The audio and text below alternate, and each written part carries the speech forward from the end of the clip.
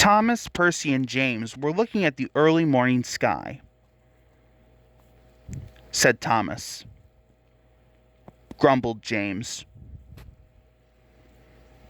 Replied Percy. Snorted James. And he puffed away to collect his freight cars from the docks. Thomas and Percy had to take some empty freight cars to the scrap yards. In a siding, they saw an old coach. She looked very sad. The yard manager appeared. "Come along, I have freight cars for you to take away."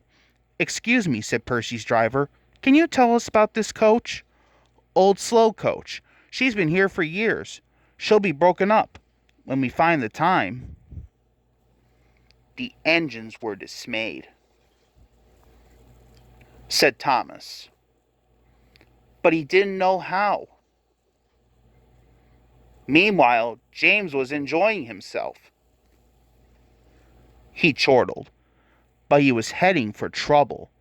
One of the fuel cars was leaking. Then suddenly, it caught fire, cried James. They reached the siding, and his driver gave the alarm. "It's fuel, and it's dangerous." As Thomas and Percy approached the junction, they saw the smoke and a guard waving a red flag. "Sparks from James's funnel have set the cars ablaze," he called. "The fire is under control, but it's quite a mess," said Percy. Snorted James. "It's safe to proceed now," called a fireman. Thomas and Percy now felt sorry for James. It wasn't long before they reached the station.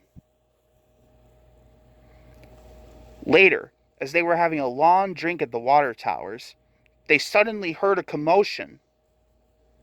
Thomas asked. "It's another fire at the workman's hut," replied Thomas's driver. "We better see what we can do."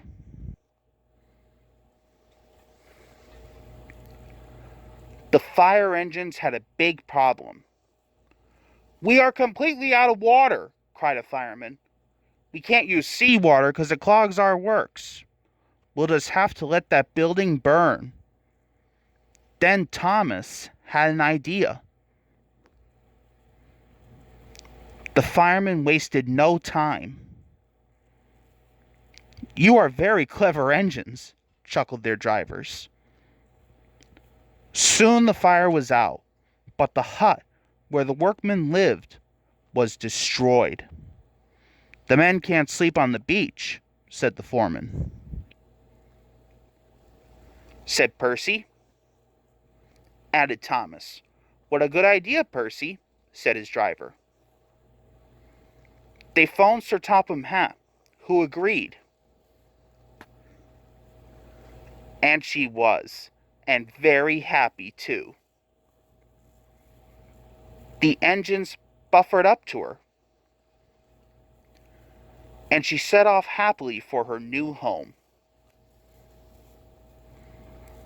Everyone agreed there was nothing old or slow about Coach, and she will always be really useful indeed.